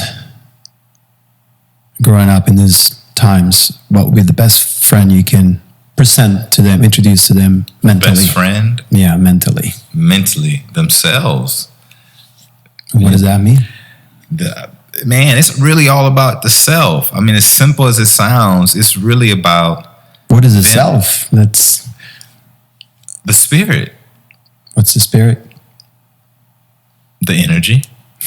Come on, bring it. What's the energy? Yeah, because you're telling this to someone who's never had dipped their toes in these waters, and you say, "Well, the self," and they'll be like, "What is that?" Because we're adults having that conversation, right? Yeah. Like if you see me in action, you know, like I got a second grader who could come in here right now, and if I go like this, I'll say, what nervous system are you in? He'll say, oh, you're in the sympathetic nervous system. You're in Sankofa. Because this is Sankofa, the sympathetic nervous system. This is Pamoja, the parasympathetic nervous system. So then I'm able to tell my students when they're running around the class, should you be in Pamoja right now, or should you be in Sankofa right now? Oh, I'm sorry, Mr. Melvin, I should be in Pamoja. I should be resting and digesting. So that's why, like I said, the question is tough to answer, like what's the self, but all I know is I'm just giving these tools. And, you know, it's like I can tell you how to build a house, or I can give you the tools to build a house. You may never build a house. You may not build it until you're 30 years old and realize, okay, now I need these tools. It's like you can give them a fish for the day, they can fill their bellies, or they can teach them to fish for the lifetime. For a lifetime. And so you truly believe that through these practices, method, breath, and so on, you're actually guiding them back to who they really are, themselves. Yeah, to themselves. Yeah, to their higher self. You know, if you look at it as a higher vibration, you know, brother, I'm in the cut. I see shit that people talk about. I'm on the bus. I'm on the 115, which is the Manchester bus. I'm on there with 30 kids at Inglewood High School. I'm on there with 25 young black girls who all have on weaves or who all have on wigs because they don't feel comfortable with who they are. A whole bus. Not 3 or 4, but a whole bus. Because the culture that's been sold to them is you're not enough. Is you got to cover up who you are. Which also, in a minor scale, but happens a lot too. I know in South America, places like Colombia, and I know here in some places, the size of your breast, right, the size of your butt. So there's all this plastic surgery where you inject all this crap into your breast because there's a belief that you're not enough, right? That you need to have a big. But take that analogy. I live in the valley. I see that all day long on Encino. So 2 blocks of that, right? That's probably the most healthiest way to get it done. But go to the black and brown communities. Our babies are dying in Motel 6s getting cement shot in their butt. You know, so it's, you know, that's probably why I never get invited to parties or hang out a lot, because I see it all day long. I see what the music does to our babies. You know, people, oh, you don't like Meg Thee Stallion? Oh, you don't like Beyonce? Yeah, because I get to see what's happening to them. You know, I get to see it, and I don't like what I see. But I, you know, because I grew up so diverse, you know, and I, because of the organizations my parents had me in, I'm 6 degrees of separation from every black CEO my age. I'm 6 degrees separation from every black doctor. I'm 6 degrees from every black affluent person. I'm 6 degrees just because I was part of an organization called Jack and Jill of America, which is one of the most black elitist organizations. W.E.B. Du Bois, who's a black historian leader, had something called the Talented 10. And he said that, and then you have Booker T. Washington. And Booker T said, pull yourself up by the bootstraps. W.E. said, the 10% of the black population will save the other 90. Now, I don't agree with that. I don't agree with Booker T. It's a meeting in the middle. But now, we got to save ourselves. There's not going to be some, you know, you have a lot of black talking heads. You have more black talking heads than you have more black people on the front work doing on the front work, you know, and I understand why. I mean, if I would have finished my PhD, I would have been part of the 2%. Only 2 to 4% of black people have PhDs. There's only 5% black doctors. So automatically, you all become NBA ball players when you reach heights. So it puts you away from the community. And I've made choices, and I don't want trophies for it, but goddamn, if I leave, who's there?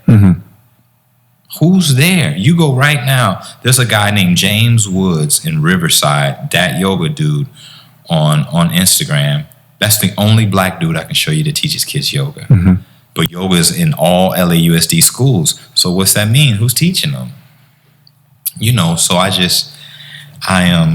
man, you asked so many great questions about who's the enemy. I just think history and, yeah, man. Do you feel in your heart, do you feel at this point in your life you are a successful person in your journey? Oh, that fluctuates because I'm human. You know, all I ever wanted was a family. You know, all I ever wanted was to be able to wake up, see my daughter every day, have more kids, you know, have a wife. You know, I had that concept in my mind. So in that area, I don't feel as a success. But if I die leaving this podcast today, they probably have to rent out Disneyland, or they probably have to rent out an auditorium with all the children that I've affected. You know what I mean? When I share that with some of my people that I share things with, they remind me, there's like, trip off this. You don't have that one spirit that you made your daughter, but you got thousands and thousands of kids' lives you've changed. Man, I've changed. I've added to so many kids' lives. I don't want to say change. I've added to so many. I've been able to be part of so many children's journeys that I've forgotten. I've been educating for 26 years, bro.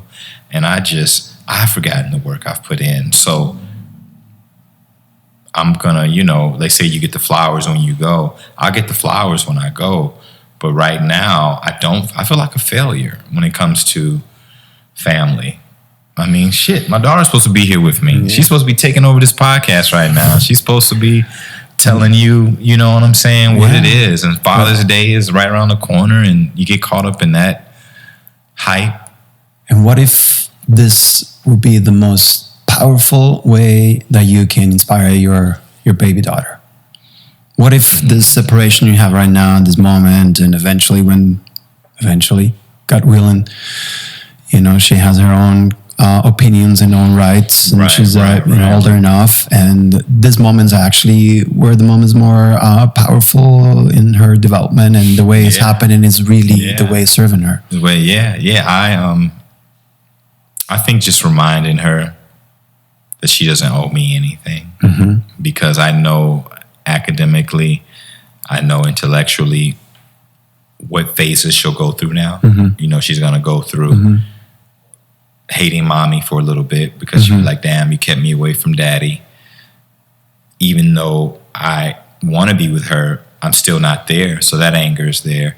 I just want her to be able to move through those wounds smoother, you know? So you listen to my album that I did, my album before that.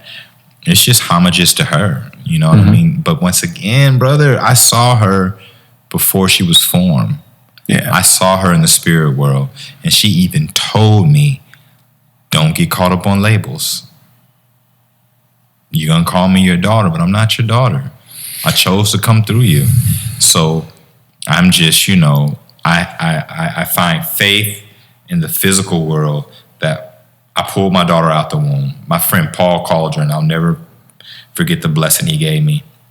He was like, make sure you deliver your daughter and put your hand right over the vagina so that when you pull her out, you take her over to that little cart with the light. And then when you lift your hands up, your eyes will be the first eyes she sees.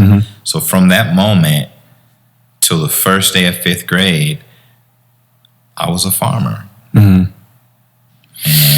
you know. But I don't know, just hearing about you, what you say, and I think is extremely successful with the wisdom. I understand that there's no labels, there's no, I am your father, I am your maker. And I can completely relate because 5 months ago, I also was the one pull daughter from, you know, and that moment, there's no way you can express that with words.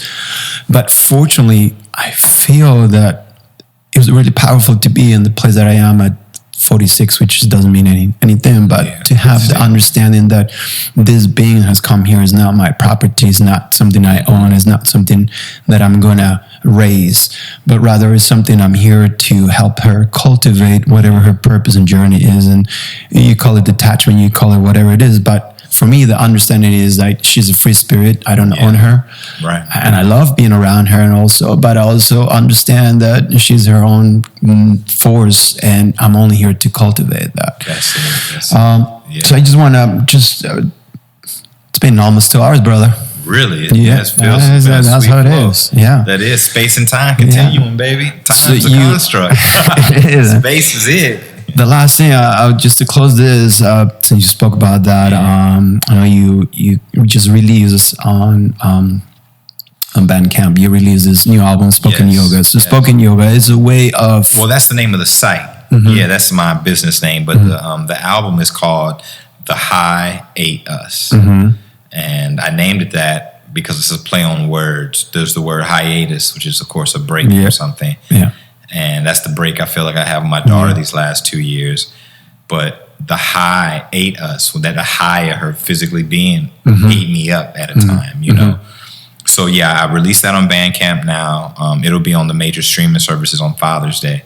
But what I did was I'm teaching a summer program called Spoken Yoga Summer of Self-Care. And it's going to be a Tuesday and Thursday program starting June 23rd. And on Tuesdays, I teach yoga meditation. On Thursdays, we do what's called purpose painting, where we paint different mantras like I am amazing, I am great, be still, whatever they want to paint. So the reason I released it on Bandcamp, because Bandcamp is like the old school record labels. You could just sell it, you could buy it, and it's in my account, and I can make that money work right away. Also, you get room for people if they want to actually donate more or pay more. Right, they can donate more, they can pay more, you know, so but it's out now on Bandcamp, and then on Father's Day, it'll be like on all, you know, the Spotify title. They pay like 5 cents per album listen.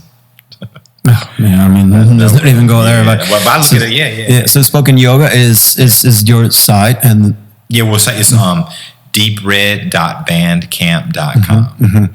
And what you're going to be doing on Tuesdays and Thursdays, is that going to be virtual? Where is it going to be? Virtual, everything is still virtual. They haven't allowed, well, not that I've heard of, most summer camps are staying virtual.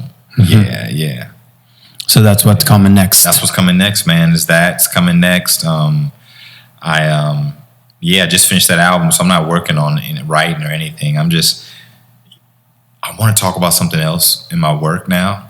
You know what I mean? I think these last 2 albums have been needed because it was cathartic, it was healing. But I need to get back to some lovey-dovey shit. You know what I mean? I need to, just personally, I'm ready for some happy, because I'm happy too at times. You know what I mean? And but I had to use that really almost as a capsule for my daughter. You know what I mean? Like I want her to, if I leave the planet physically, or if we never meet again, because that can happen. Yeah. You know what I'm saying? Me and my father never fully reconciled, you know, but I want her to have work to be able to go back to heal her. Oh, so, man, isn't there? I heard the whole thing, and it's there. Thank you. You made it. Yeah. And I understand. That means a lot, man. Oh, man, and I understand what you're saying, like, especially with this whole wellness, spirituality, there could be a tendency to go towards the pain and towards like this and the depression and but we might get to a place where it's all about how can I inspire like with happiness, with joy. Well, let me tell you, you just reminded me, man. I'm studying, so you won't think I stole, but I'm studying and listening to Ziggy Marley's album right now on Family Time. He actually won a Grammy 2 years ago. And it's a great wellness album, you know. So I want to make a fun album for kids and poetry and breathe in, breathe out, you know. I hear you, brother. All the music that I want to do now, I want to make happy music. Come on, look at what you got, man. You can't help that picture you showed, that beautiful daughter. It's like, man. It's just like what it is. Yeah. The main question, which it comes naturally every time, but I guess that would be a perfect time to close our conversation today. How will you define love? How will I define love? Wow.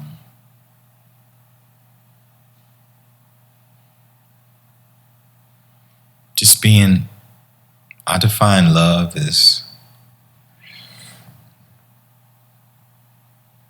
it's just being in touch with ourselves. I keep using breath, you know, but love is so many levels. And do you have any poetry that can be close to define what love is? Do you want to share with us one last poem? Oh, yeah, I can create something right now. This has been so stimulating. Let's hear it. Okay.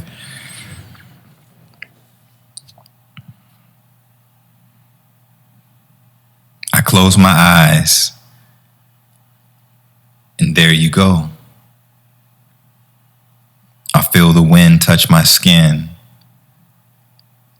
and there you go. I smell your favorite dish, and there you go. I feel my inhale touch my upper lip like the palm of your hand used to touch mine, and there you go. I hear your favorite song, and there you go. You never left.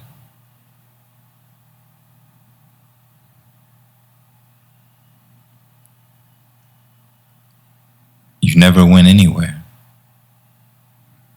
We're just in a moment of escaping back to our pure essence and sitting here on this journey, finding out what our purpose is.